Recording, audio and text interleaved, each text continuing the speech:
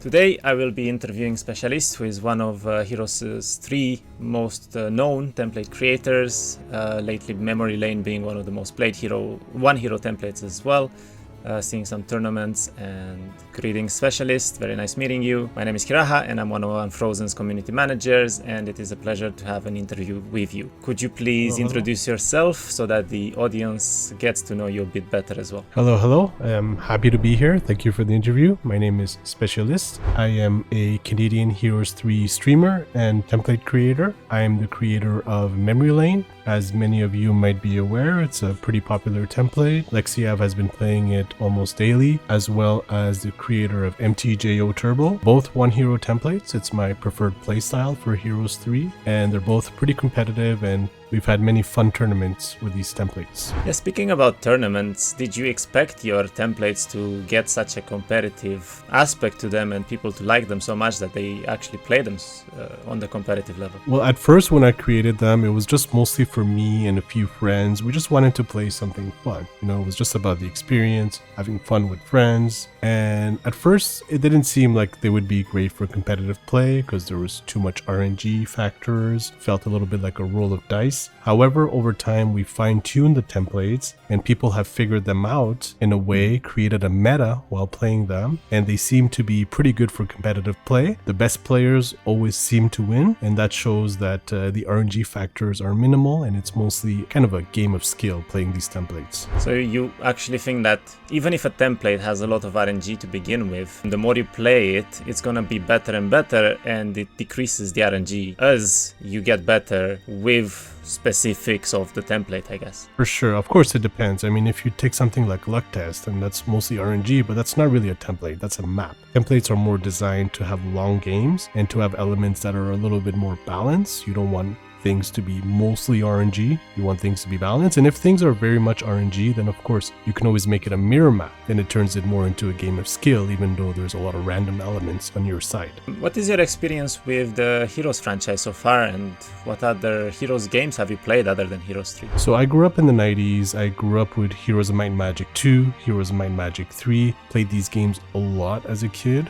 Mostly played scenarios, a little bit of campaigns, but I never really played multiplayer. But they were my favorite games growing up. Very nostalgic about these games. And even later into the 2000s, 2010s, I always went back and I always wanted to play more Heroes of Might and Magic 3, which was the most memorable growing up because of the random map generator and also all the fun scenarios, all the fun factions, and the balance. Like Heroes 2 is fun, but it's not a very balanced game, and there's no random map generator. So I played a lot of this game growing up and into adulthood. And then recently, in the past 5 years, when I learned about Horn of the Abyss, I got really into the multiplayer aspect, into the template creation aspect of it, because the template creator didn't exist back then. It's something created by Hora. I also played some Heroes 4 a little bit, played some Heroes 5, and the further we went into the franchise, the less interesting the games became for me, mostly because of the 3D elements. The maps look very different. The battles went from hexes to squares. They seem like minor things on a surface level, but to me, they just completely made the game feel very different and worse in many aspects. So that's why I'm really looking forward to seeing what Unfrozen comes up with Olden Era, because it seems like you're trying to go back to the original, trying to go back to how Heroes of Might and Magic 3 was when it came out. Speaking of balanced games though, do you play any other games other than Heroes 3, or do you prefer still game that is very unbalanced and very RNG dependent? Well, for the most part, I prefer Heroes of Might and Magic 3. It is my favorite game to play right now. Even if I have offline time and I'm not streaming, it's still the game that if I can get a good game against a good opponent, I will prefer to play this. But I do occasionally try newer games. They just don't always seem as fun to me. There's elements in newer games that kind of make it feel very different. And for example, if you look at newer strategy games, they don't have such a nice multiplayer aspect. They're a lot slower, they're more story oriented, and I find Heroes of Might and Magic 3 to be a very unique game the way it's created. There's no other strategy RPG game out there that has a multiplayer element that's also very fast paced. Like if you look at Civ 3, for example, you can play Civilization multiplayer. It's a very slow game. You can play it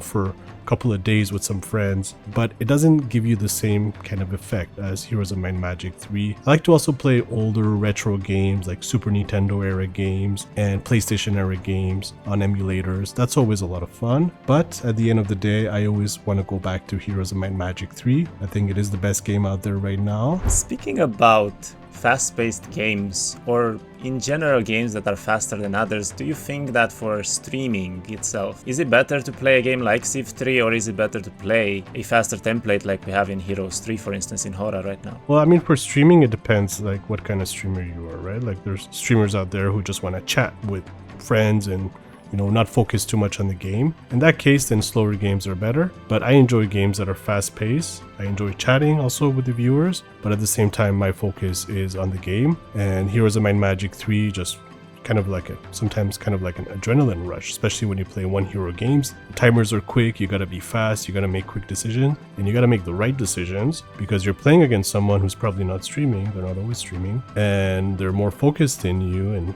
they're playing in different time zones, so they might be more awake than you, because I play in North America. Most of my opponents play in Europe, so when it's evening for me, it's morning for them. So you gotta really be focused on the game, and it's a very difficult game when you play at higher levels. People have really figured it out. They've really figured out my templates. At first, when my templates came out, I was one of the only ones who knows how it operates, and I kind of had an advantage over my opponents. But now everyone's figured it out, and I'm having a hard time beating just about anyone. People are really good at it now. Speaking about streaming, what do you think about stream sniping? Did you have any occurrences or people trying to cheat on you in the game? And how would you think that we could fix this? Stream sniping, I've never been able to prove that happened, but I do have my suspicion that it's happened at least a few times. I mean, odds are I've played thousands of games. Odds are there's a few opponents out there who's taken advantage of me streaming. Other types of cheats I've definitely seen and caught. Sometimes unintentional cheating, sometimes intentional, and it always sucks. We play the game from an honest standpoint. There's no way to prevent cheating. Sometimes people can just load a game and look at the map. If you don't change your password, I don't always change my password. So we kind of try to trust each other. It's something that we kind of take for granted, that we're supposed to just trust each other. But sometimes you might feel like, someone cheated, someone's taken advantage, someone's stream sniping, but it's really difficult to prove most of the time. So in terms of stream sniping, you can always implement a type of delay on your stream, but that's not something I want to do. I like to be able to interact with my viewers. And other than a delay on the stream, I don't know what other type of fix could be created. I don't know if you guys have an idea as the developers of the game of olden era. I couldn't think of any other type of solution other than a stream delay. Do you think that spectator mode for the games could fix potentially a lot of these, hard to notice cheats in specific tournaments or even just the ladder itself? Absolutely. So spectator mode is something that's lacking currently in Horn of the Abyss, and it's actually one of the reasons why a lot of people stream it, is because there's no way to watch anyone play it. Like if a spectator mode was available, a lot of people who are viewing the games on Twitch, they would actually also view it in game instead. They can just go into the game and look at two players playing together, like what you can do at chess.com. If you're a chess player, you can see people play the game live. And also something that streamers and broadcasters do for StarCraft 2. They join the game as a spectator and they can see the game live. That would be a good way to prevent many kinds of cheating, but perhaps not stream sniping. That's a very difficult one to prevent because all a person needs is a monitor. So for that, you really need a stream delay, or you need kind of a certain level of trust. It would be hard to prove otherwise. What made you start creating templates for Heroes 3 in the first place? So originally, when I first started playing Heroes 3 multiplayer, I was playing just like everyone else, Jeebus Cross. It was the most popular template and probably still is for 8-hero gaming. And at a certain point, I got tired of 8-hero gaming. I found the games to be way too long. I mean, sometimes they end in 2 hours, which is ideal, but sometimes they can go 4, 5, 6 hours. They can really get drawn out. There was also a lot of RNG elements. Sometimes you have a map that is perfect, everything just flows amazingly. You get a Kansa, you get hives, you break and you kill opponent. But sometimes you get maps with nothing, and it takes you several weeks to get started and to break and to get to the mid. So I just eventually found that boring, even though it's still fun to look and it's to watch and it's still fun to play occasionally. I thought I would be more interested in 1-hero games, since that kind of started to show up in the scene around, I think, 2021. So I decided to create templates based around the concept of one hero, and that's when I came up with MTJO Turbo, came up with MT8XM8 One Hero, which is the old G+U, but in a one hero mirror format, and then also came up with Memory Lane, which is basically 6LM, which is also one of the most popular templates for 8 heroes. However, I turned it into a one hero format, and I balanced certain aspects of it to make it more suitable for one hero gaming. What are the most important factors when creating a template, and would you focus more on the difficulty of the map or just balancing the map so that two players can have a very even playground? I like to focus a little bit on both sides here because, first of all, if the map is too easy, people have already figured out the game, right? They know what to do, they know what kind of units are strong, they know what to break. I like to have control over the difficulty, let's say, of the breaks, difficulty of the guards, and I like to make maps that are a little bit more on the difficult side. As you know, with MTJO Turbo, you have a 200k guard blocking opponent's side, and that's the biggest card in any template that we have currently. And also we have a 100k guard blocking the desert, so that alone makes it difficult. And then also with Memory Lane, a lot of the zones are marked as kind of a high difficulty zone. So overall, I like the games to be a little bit on the difficult side. And then on the other hand, I like for things to be balanced, certain, for example, terrains and artifacts and creature types to be controlled as well, and having access to resources to be evenly kind of split between you and your opponent, having access to, you know, Dragon Utopias, artifacts. I think the balance, of course, is a very important key. The difficulty is also a very important key, but also when it comes to template creation, I like to have access to features, I like to have access to variables, and I like to have control beyond what Hoda currently allows. I would love to create templates with guards that are over 200k so that people can kind of show how to break something massively strong as quickly as possible. And this is why we require a lot of tests. When we create a template, what we do is we test it, we play opponents, and after several tests, after dozens of tests, then we tweak it and we update it. So this is why it's always a work in progress, but I'm very much looking forward to see what Unfrozen comes up with their RMG editor. I know that it's going to be a focus for you guys with Olden Era. You want PvP to be a big aspect of the game, and of course the RMG editor will be a way for players to create their own templates, and that's something I'm very much looking forward to.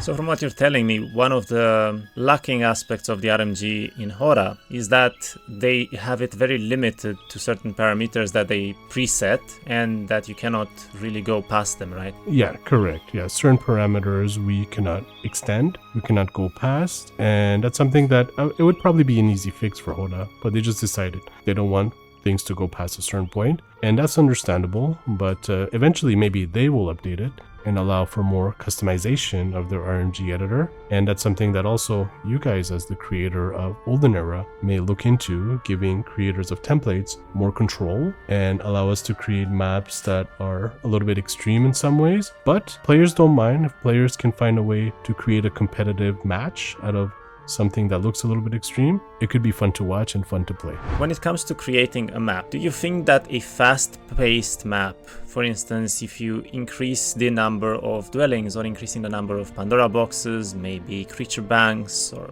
anything that gives you an advantage early on, do you think the fast-paced maps are better to be played and more fun, or is it better to have these long drawn-out templates where you have to build your own units, where you have to even, fight the very late stages of the game with stacks that you don't really see in most templates these days? To have, let's say, tier 1 units in the final fights. Well, that would be interesting. I mean, we've had some experimental templates created where we were only allowed tier 1 units. We only played that a couple of times, but those are interesting, of course. But the problem with Hoda's RMG editor is that we are not able to create a scenario where these things are limited in a reasonable fashion. Like, for example, creature banks are only tier 6 and tier 7, right? It'd be fun maybe if we had a, tier 1 game where creature banks give you tier 1, tier 2 units. Sorry, that's my dog. So yeah, so I think those are interesting. I like high tempo games, so games like in MTGO Turbo where you're given a lot of content. It's difficult to get started, but once you get started, you can really roll over the map and kind of take over your opponent's side. But I also like slow templates like Memory Lane. Of course, Memory Lane recently has gotten a lot of updates and it's become more high tempo, but originally it was based on 6LM and Kansas being everywhere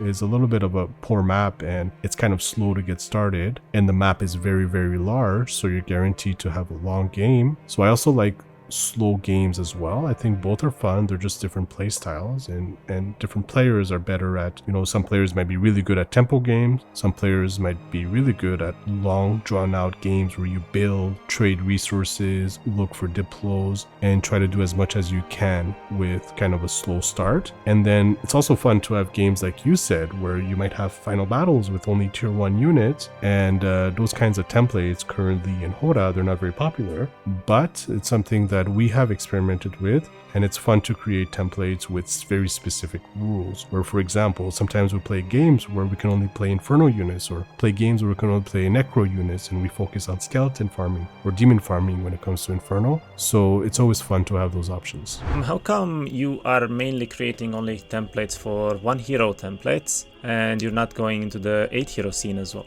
I find 8 hero games to be a little bit too long. It's a different play style. Like, for example, in 1 hero games, it feels more fast-paced. It feels more like an action game. It feels more like an adventure game. Whereas 8 hero games feels more like a slow strategy game. And I think with the amount of time I have during my days, I don't have time to play 4 or 5 hour games multiple times a day. It just takes too much of my day and I just don't have the time for it. I find it a little bit boring. Like, I have to wait 30 minutes for my opponent's turn. And it's my turn, then I gotta wait another 30 minutes for my opponent's turn. I just find it slow. And of course, a lot of people love it. It's very popular. So of course, when I create my templates, I want to create templates that I want to play, and that's going to be more 1 hero centered. Are there any significant shortcomings for the Heroes 3 RMG that you would dislike or you'd hope that they would improve on so that you could create better maps? Not necessarily a shortcoming, maybe you can consider a shortcoming, but I'd love the RNG editor to give us more the ability to kind of apply minor mods to the game. Like, nothing major, like I'm not talking about like Wake Up Gods type of mods, but it'd be fun if the RMG editor allowed us to change what kind of creature we get from like a Dragonfly Hive or from a Griffin Conservatory. So that would be fun to kind of switch things up, because people love to play new concepts and new types of games. And currently in Hora, like, Hives will always give you Wyverns and Kansas will always give you Angels. So you always end up with games with lots of Griffins and lots of Angels and lots of Wyverns. And the only way to switch that is to play different mods. Like, we have, for example, the Fresh mod that I know Mikik loves to play, another streamer. And in that case, your Hives and your Kansas will give you units from your own faction. But it would be really fun as a template maker to be able to determine what comes out of these creature banks so that we can have more variety of maps. We can have games that are not always centered around Cyclopses and Wyverns and Angels, and there could be more kind of a random aspect to it. So small things like that, like changing kind of the reward of these creature banks, and also changing other minor things, like for example hero specialties. What if I want my template to have a very specific type of specialty for heroes? That would be also a lot of fun to have control over that. There have been a lot of improvements to Hora and to Heroes 3, especially in the competitive scene throughout the years, but do you think that the current state of the game and the balance that it brings is enough to have some balanced templates and to have a good competitive scene? Overall, things seem really balanced currently. As you could see, the top players always seem to win, right? That shows that skill is a big factor. You have templates like Duel, where you really need to be skilled because the timers are fast and both players start with control and you got to be really fast at pushing the opponent. It's a very difficult kind of map to play at a high level. I don't even bother trying because the meta has been figured out and I never really got into it. And then you got templates like Memory Lane, where even there the top players tend to win. Even if you get a really, really good start against a strong opponent, they can oftentimes figure out a way to kind of use their own map, and even if they had a slow start to their advantage, damage, and they can find a way to beat you. So that shows there's a level of balance. And then you have mirror maps, which I really enjoy a lot. In mirror maps, both you and your opponent start with the same map. And even though it might feel like you're lucky, your opponent has the same luck as well, depending on which direction they kind of went on the road. So it ultimately becomes a game of skill, no matter the amount of RNG, because you and your opponent share the same map, basically. So overall, it feels like things are very, very balanced. Of course, it depends on the template. Some templates, for example, in Jeebus Cross, you might have a very, very strong opponent lose if you have a really, really, really good start. And that happens in Jeebus Cross because the values are a little bit janky in some ways. Like Kansas, which are really, really good objects on the map, are considered really low value in Jeebus Cross. So it could be guarded by a tier 1 unit, or it could even be unguarded, and it can give you a free angel. If you have a bunch of those and your opponent has none, then of course you can have a really, really good game against the best player in the lobby, and you might even beat them. Do you think that the players right now can have a fair match? Is the trades, for instance, balanced? Yes, for sure. I would say in terms of factions, the newer factions, we have Factory and we have Cove with the Horn of the Abyss expansion here. I think the factions are more or less balanced. And in terms of trading, people have figured out which factions are worth more than the others, and depending on the template, of course. And we also tend to play a lot of random games these days. And even though we can randomly pick a faction, randomly pick a hero, we still feel like the game is very balanced. Otherwise, we would stop doing that because we would feel like it's too much of a dice roll. But currently, Memory Lane, a lot of people tend to play it random. So we just get a random hero and we can switch heroes in the tavern on day one. And we have really fun games, and it doesn't feel like we're losing to a dice roll. It always feels like maybe if I lost, I made some poor decisions, right? What about the gold trade?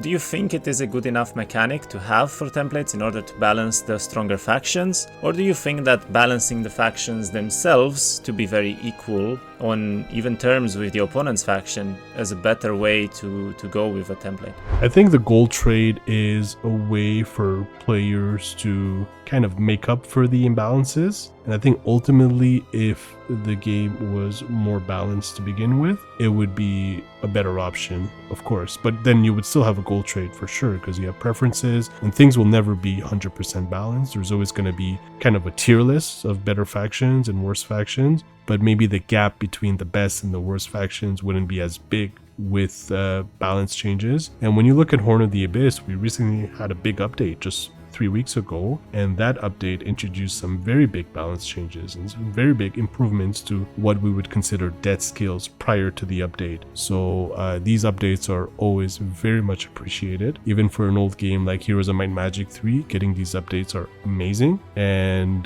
having a new game come out that is more balanced will also, of course, be a great start for it too. Could you think of any template ideas that weren't possible to implement in Hora in Heroes 3, but which you would find very interesting if we could make that happen, let's say in Old Nero? So in terms of things that are not currently available to create, it would be fun to create maps that are even bigger than what we have access to. That would be a lot of fun. It'd be fun to have a template that introduces more of a kind of a campaign mechanic. I know that's a bit of a crazy idea, where you can start on one map and you both have a certain amount of time to finish that map, and then you move on to the next map, and that's where you are going to meet your opponent. So more kind of a campaign setup, although that's a little bit complicated to figure out, and it's probably even more complicated to create, but that could also be interesting to have. Of course, templates where you can have more control over the strength of creatures. Like for example, in Horn of the Abyss, if you set the value of a card, let's say at 40k, you're always going to get something that's high tier, like tier 6, tier 7, or tier 5. But you're never going to get, like, let's say 10,000 tier 1 units. So that'd be interesting. Although the reason why we don't get those kinds of guards is because they're kind of too easy, right? You just slow the skeletons. Even if you have 10,000 of them, and you can destroy them so easily. But it would be fun to play around with things like that. It'd be fun to fight, 20,000 tier 2 units. It'd be interesting. It'd be good for a change to try something like that. What would you think are, I guess, fun parts or unfun parts of the template making itself? So the fun part of template making is that I can create my own scenario. Kind of feels like I'm creating a world where both players kind of go off on an adventure to try and win. So it's a lot of fun to play around with kind of terrain types, with unit types, with castle types, to try and come up with something that feels very random, but also at the same time feels balanced and feels rewarding. It feels like your actions are leading to kind of gains in army, gains in economy, gains in stat that will eventually lead you to win the game. So the fun part is just being able to use my imagination and to be able to create these kinds of experiences that, even though when you play it a lot feels like a little bit repetitive, but they feel unique when you're in the spot playing the game. Every map feels like a new adventure. It's overall, most of it is just for me to play the game, also for me to have fun. That's the whole point of creating templates. If the type of game I want to play doesn't exist, I can use the RMG editor to try and create this type of game. Well, one of my last questions to you now is, do you have plans to create any new templates, or are you going to stick with Memory Lane or with MTGO Turbo and try to make more updates, I guess, and more versions for them? So I always have ideas for new templates, but I'm also looking into creating more spin-off templates for Memory Lane and for MTGO Turbo. Like Memory Lane, we currently have one